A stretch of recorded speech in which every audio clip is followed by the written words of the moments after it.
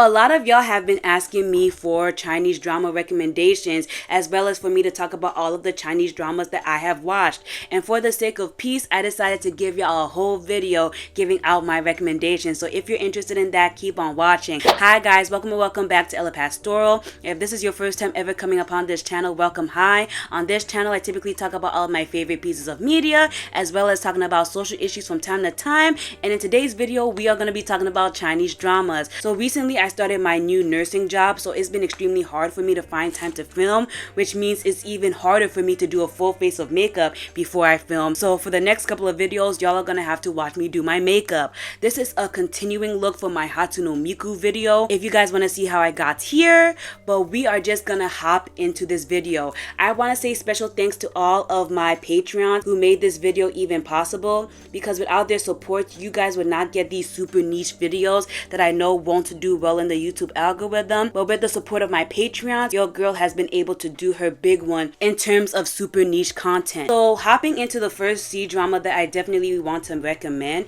it most definitely has to be Princess Wei Young. Princess Wei Young is a C-drama that I first watched on Netflix. Netflix actually is doing its big one in terms of giving us good C-dramas. That's where I watch a lot of them. That, YouTube, and like My Asian Drama TV, that's where I typically watch all of my C-dramas. But Princess Wei Young literally broke me mentally. In fact, the plot of Princess Wei Young is very similar to a plot of a C-drama that's going viral right now called The Double. But let me explain to you guys what happened in Princess Wei Young. So please forgive me for how I'm about to butcher all of these beautiful Chinese names. I'm so sorry, y'all, but y'all are gonna have to deal with me. So our story starts off with our main girl. Her name is Feng Jing-er, and she is the princess of Northern Liang, and she is literally having the best time of her life, peaceful, happy, living with her family. This is until the army of Northern Wei comes, and because they are so greedy and they want to colonize everywhere, they decide to colonize her kingdom and kill all of her family. The princess is able to escape, and she promises that she will come and do revenge on everyone who practically did her wrong. Like, they literally took over her kingdom and they turned her entire people into slaves. It was a actual mess, right? And so I think she runs away, and then we slide the camera to our girl Li Wei Young. Li Wei Young is the daughter of the prime minister of Northern Wei, but she is not a beloved daughter of the Wei family. So our girl Feng Jing-er is able to meet Li Wei Young because she was banished to like the countryside as a kid, because like she is the daughter of the 7th concubine. So our girl literally doesn't have rights, but she was banished into the countryside and she died. And so Wei Young was killed by the wife of her father, like his current wife, and Jing-er practically took over her identity. And luckily for our main character, who's now going by the name of Wei Young, she is called back into the capital where her father lives in order to get revenge. When she gets back into the capital, her fake sister and her fake stepmother hate her, and then she has to fight against the Chi Young clan, which is definitely the clan of her fake stepmother and her fake sister, because they were also a part of the scheme that got her OG country taken over. And through a lot of nonsense, she's able to win the attention of the crown prince, but also his brother, who is trying to fight to take over the crown prince position. And that drama is overall a mess. I really like it. The romance was giving, everyone was giving, the costume sets was given. I later found out, because I'm really into like Chinese culture and Chinese like popular media, that the person who wrote the book for this C-drama was accused of freaking plagiarism. Damn, it was a mess. And so I think it's not really popular in China because of that, but it was really good to me. I personally couldn't finish it because it had such a sad ending, and these dramas literally messed me up so bad psychologically because of how deep and well written they were. I had to stop before the last episode because I could see that they were about to give me some BS that was about to mess with me mentally, and I just didn't feel like dealing with that. Like, I'm sorry, the answer is just straight up no. And so the next C-drama that I watched but never finished is called The Story of Ku Ning Palace. Palace. The only reason why I watched that drama is because it had one of my favorite actresses. I'm gonna put her name on the screen, but goodness gracious, this one was bad. Like, I tried to finish it, I really did, but no matter how hard they try to convince me that it was good, I couldn't believe it. So this is one of the C dramas that follows the plot where an author is writing her story, but she has to change the story because her supervisors were like, yo, you gotta make the story better or whatever. So it's kind of like a story within the story. But this story was really bad because it followed an isekai plot line, but it still didn't make any sense. So the main character was able to become the empress in her first life, but because of the fact that she was mean and unlikable, the whole entire kingdom made a rebellion and killed her. And so she is practically given a second chance at life to do better, right? But I just could not get behind this C drama because it kept trying to convince me that it made sense when it straight up didn't make sense. So they're trying to convince me that our main character is smart enough that she was able to become the empress, like a solo empress by herself. But even though this is her second life, she acts so stupid. She literally acts so stupid, and I just cannot do enough mind gymnastics to make this make any sense. So she was able to become the empress, meaning that she was able to survive the imperial harem, get rid of the emperor, and maintain the facade long enough for her to have complete power, right? But it just doesn't make any sense because if she literally knows past events, she should be acting in a way that makes that clear. But every time she talks, she literally acts like this is her first life. And I'm like, girl, this is your second life. You literally know everything that's happening, and she's still acting ditzy. I straight up could not finish that drama. That also leads me into my section of C dramas that I promised myself I would finish, but I just haven't gotten there. And the next one that is on my list for C dramas that I started, got like really deep into, but just straight up never finished, and that has to be Love Like the Galaxy. This one is actually really good. This one is definitely really good, and the only reason I haven't finished it is because I don't know. I definitely promised myself that when I had more time I would get back into it, but this one is sweet. This one is about a girl whose parents are both military generals, but because of the fact that this kingdom is constantly at war, she was now raised by her parents. And so because of the fact that she was never raised by her parents, she was getting really bullied by her aunts and uncles and even her grandmother, and so she has a lot of resentment towards her parents for leaving her. I just remembered why I never finished it. So the main character has a really bad relationship with her mom, and even though the main character is so sweet, so kind, her mom is always looking down on her. Even when she was engaged to the general, another general, there's a bunch of generals because they're always at war, her mother wasn't even able to put her animosity for her daughter away. And everyone kept trying to gaslight the main character like, yeah, we know that your mom is mean to you and stuff, but she's actually such a nice woman. Like, she puts secret guards around you so you would be safe. But I felt so triggered by this because as someone who also has a bad relationship with their mom, and their mom does like really bad stuff to them, but if you guys just ignore that, you will see deep inside that she cares. And I just think that's BS. That's why I never finished the drama. It was too triggering for me. Like, I am not about to let y'all play in my face like that. I'm so sorry. But I honestly think I'm going to pick up that drama again and give it another chance because the dude who is the main lead in this drama is just a really, really good actor, and plot was also very good. So I think I'm gonna try to get over my bias and give this C drama another chance, because except for the gaslighting of the main character about her evil mom, it's good. And the plots was plotting too. The next drama I have for you guys, I haven't finished at all, and it's more of a lighthearted drama, and it's called A New Life Begins. And so it's about a girl who's like really ditzy, and she's honestly just a sweet girl, and she just loves to eat. She just loves to eat. She's kind of involved in a political situation where her husband wants to be like the next prince or whatever, but nobody wants him to be the next prince, so they gave him the ditzy concubine because they believed that there was no way this ditzy concubine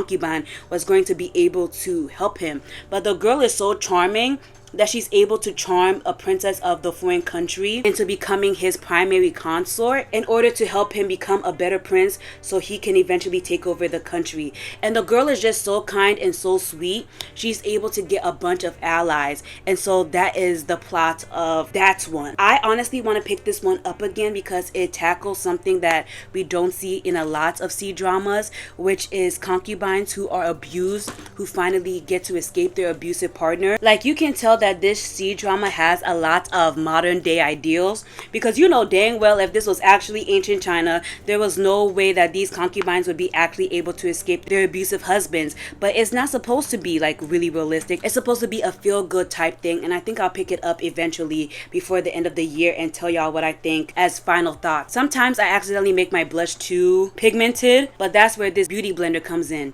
The next C-drama that I have for you guys is called Till the Moon Ends. I'm trying so hard to finish it because this is the C-drama that got me into this actress, but goodness gracious, I cannot take this C-drama seriously. The costuming is so bad. There is obviously an element of disbelief when it comes to C-dramas, but goodness gracious, I cannot take this C-drama seriously, man. This C-drama has the main lead and he's evil and I'm all for the plot, but when it comes to the costuming, his eyebrows are a completely different eye color than his hair. Obviously, I've watched a bunch of C-dramas and sometimes that happens, but it's slight. But for him, his hair is actually this shade of brown and his eyebrows are actually a different color. And so whenever they're having like a deep, serious scene, I physically cannot take anyone seriously because my eyes go down to that boy's face and I'm like, yo, why is your stuff a completely different color? And every time the camera pans to his face when they're having a serious moments, like I think his mom's best friend betrayed him and sold him out to protect her daughter. But every time I look at that man's face, all I can see is the miscolored eyebrows, and that is such a no for me. I don't know, I'm trying my best to finish it because it was one of the most popular C-dramas of a couple years ago, but goodness gracious, it's a mess. Now let's talk about some classics. Those, I didn't even finish them, so I don't know what to tell y'all, but the next one I definitely finished is called Eternal Love. Eternal Love was really good. The main actress is really popular in China. I did not know that. Whenever I've been trying to find older historical dramas to watch, that girl literally appears out of nowhere, so you know that that girl is actually really popular in China. She physically is everywhere. So Eternal Love is based off a series of books, and I think they're very popular in China because they obviously adapted it into a show. I also think that series is a popular Asian classic because even when I find manhwas, which are Korean comics, I see people adapting it in the same way. So I think it might be like very much a East Asian staple in media, like kind of like the Monkey King a little bit, because I physically can't escape it. But this drama is all over the place. It obviously deals with 3 different timelines, so overall it's high-key a mess, but each different timeline is so interesting, it's so interconnected. Like I don't even know how to describe it to y'all for real, but I definitely recommend it to y'all. It's about a girl who's like a 9-tailed fox spirit, but she's like a little child, and so she acts like a child, and she falls in love with her mentor because her parents were sick and tired of her acting like a child, so they ship her off to be with one of the ancient gods of war. But she falls in love with him, the ancient god of war, but because you know there was at war, he died and his soul was fractured. So after he died, she became way more serious as a person because she experienced loss, and loss always makes you mature in these C-dramas.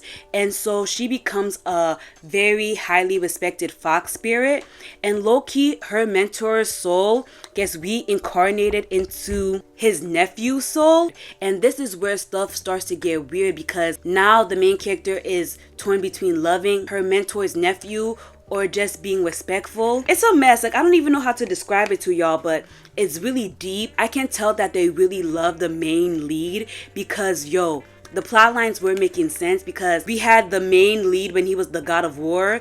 His spirits got reincarnated into his nephew. Then the main character fell in love with his nephew. The nephew was a trash can. Then the god of war came back and he's thinking, okay, I'm gonna get back with my junior or my apprentice. But the junior, the main character, was like, yo, I'm in love with your nephew. And so then they banished him somewhere. It was a mess. I would have preferred for her to get with the god of war in his initial phase because he never betrayed her. The nephew betrayed her, took out her eyes, and gave it to a girl in the clan.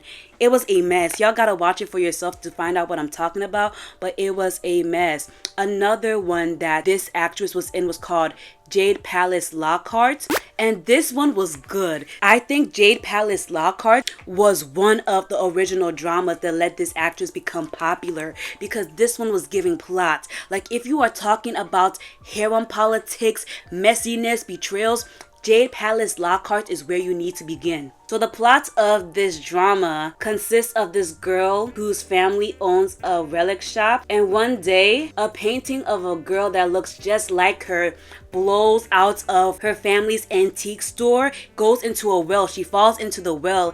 She travels into the past of Emperor Kangxi's era of the Qing dynasty, where she eventually gets into a love triangle between Yanxi, the 8th prince, and Yi Zhen, the 4th prince, and the eventual future emperor of China. And this story was messy. We eventually find out that the 8th prince's mom was also a time traveler. This story gagged me. Everything was a twist. Everything was a twist, and I don't want to spoil too much for y'all because I definitely believe that y'all should go watch it for yourselves, but you will be gagged. It's very hard to find a high quality version of this show because it was from like the early 2000s, but ignore the bad quality and just watch the plot, man, because a lot of the new C-dramas, yeah, it looks pretty, but the plot be ass. This, the quality was bad, but the plot was juicy. I binged this so much. Like, I would stay up to binge like 10 episodes a day. Mind you, I was in nursing school, so that goes to tell you how good this drama was. The next recommendation that I have for you guys is even a Chinese movie, and it's called Invincible Stepmother, Time Leap, from actress to evil stepmom. So this one is another isekai, and it involves the actress of a movie who's playing an evil stepmother, and she falls asleep and gets reincarnated into the world where she is playing an evil stepmother. But in this world, she's not an actress, she's actually the evil stepmother. And so it practically is a very heartwarming story about found family, being kind to kids. I love a good piece of media where it is a found family type thing, where kids are getting loved on, when abused kids finally get treated like people. That is my soft spot. Like historical stuff, obviously I love it, as you can see by this very long video. But the stories where there are kids that were abused and they finally get loved on, that really does something for me. Y'all can find it on YouTube, man. I'm telling y'all, for all of my fellow C-dramas, y'all got to get into your YouTube bag. There is a ridiculous amount of C-dramas for y'all to watch if you know where to look.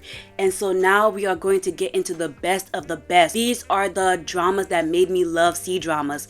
And the first one we have to go into has to be the classic Empresses in the Palace. Empresses in the Palace is what I like to call the big daddy of the C-dramas. Is low-key what I recommend to all of y'all before I recommend the next two. So it's been a while since I have watched Empresses in the Palace, obviously, but Empresses in the Palace practically tells the story of a young girl who gets selected to be the concubine of the king, and she has to deal with so much harem nonsense. Like, it is a mess, but she was the OG girl boss. I don't even want to spoil this one for you, but this show is messy. I don't want to spoil anything for you because everything was a twist. Everything was a twist. You literally had to be on your seat like this.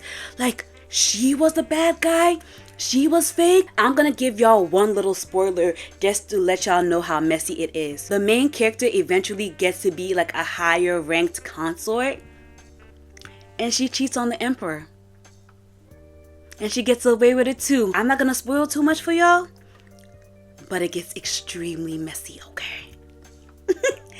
Ooh, I might have to rewatch that one. I don't rewatch a lot of shows, but that show was messy, man. That show was messy. Like I said, Empresses in the Palace was definitely the big daddy of the C-dramas, because after Empresses in the Palace, that's when we get like low-key sequel TV shows. So the sequel TV shows are Ruyi's Love in the Palace and Yanxi's Love in the Palace.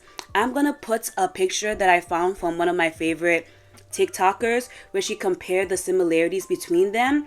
But as y'all can see, all of these stories are interconnected. So this is low-key a multiverse for all of my people who are into multiverses.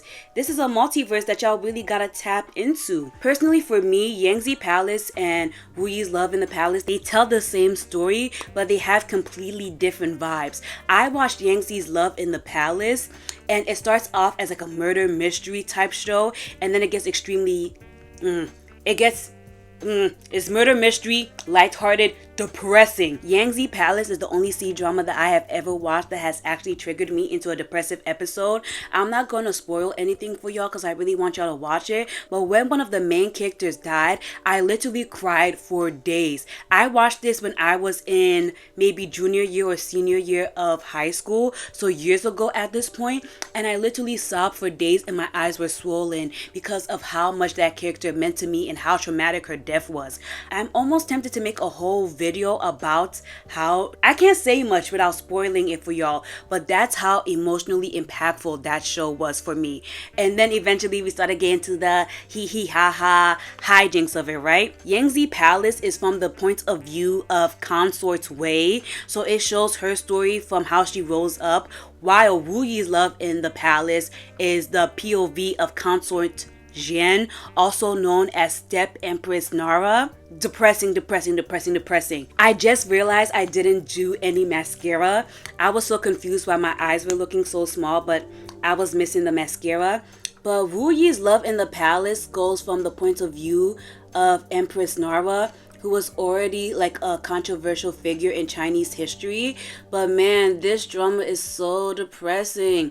Like, even when it has its positive moments, oh my gosh, man, it doesn't last for long. Like, we physically can't have one episode without it getting depressing. I haven't even finished Ruyi's love in the palace because of how depressing it is. Like, obviously I've been on the Chinese drama side of TikTok, so I know what happens to my main girl, but still I'm trying to mentally prepare myself. Like, I think I'm on episode 60, or I don't know, but I'll put it on the screen for you guys. But there is no happiness because this tells the end of her story. Yeah. And Yanxi Palace even got a spin-off where we see freaking Consort Wei, or Imperial Consort Ling. To be honest, I don't know, her name is Wei Ying Lao, so it's kind of like her name is Wei, her name is Ling, like, shoddy. Girl, they did a whole entire spin-off with the main characters where we get to see her happy. We didn't get no itch like that in Ruyi's love in the palace. That joint is freaking depressing. But I definitely still recommend it, guys. I still recommend it as a show. You see how my eyes have changed now? They look huge. But I definitely still recommend it. It's just extremely depressing. So make sure you're in a very strong mental place if you're going to watch Ruyi's love in the palace. And yes, Yanxi Palace has its dark moments, but nothing compares to Ruyi's love in the palace. It's a mess. And so the last Chinese drama recommendation that I have for you guys has to be The Double. The Double literally just premiered on Netflix, and it has the main character who played Consort Wei in Yanxi Palace. That girl can act. And this drama practically follows the same exact plot as Princess Wei Young, but this one is more 18 plus. So if you liked Princess Wei Young, watch this one. But this one actually has a happy ending, unlike Princess Wei Young. It has to do with a girl who is betrayed by her husband. Her husband murders her because the princess of the nation ordered it so they could get married, and she is able to survive the murder attempt, and she's like, yo, I promise I'm gonna get revenge on everyone who has wronged me. And the daughter whose body she took over was abandoned in the countryside in a nunnery, and she's like, hey, before I die, because she got whipped for saving the main character, she's like, I want you to get revenge on my family because they abandoned me here and I died a miserable death. It's good. If you like a good spicy revenge drama where everyone acts like they got sense and it's actually focused on revenge, obviously there's some love, but revenge is the main plot, you gotta watch The Double. It's on Netflix. And if it's on Netflix, y'all know that it's somewhere else if y'all are catching my drift. And yeah, thank you guys so much for watching up until the end. It seriously means a lot. I really hope that you guys will keep supporting my videos that I make on Chinese dramas so I can actually make separate videos on each of these dramas and we can really get into it. And yeah, thank you guys so much. If you want to support me, make sure that you hit the thumbs up button. Make sure that you hit the subscribe button. Comment. I want to have someone to talk to about Chinese dramas. Like, your girl is desperate. I can't talk about this stuff with my regular friends, man. They're not interested, but y'all are. And I'll see you guys in the next one. Bye.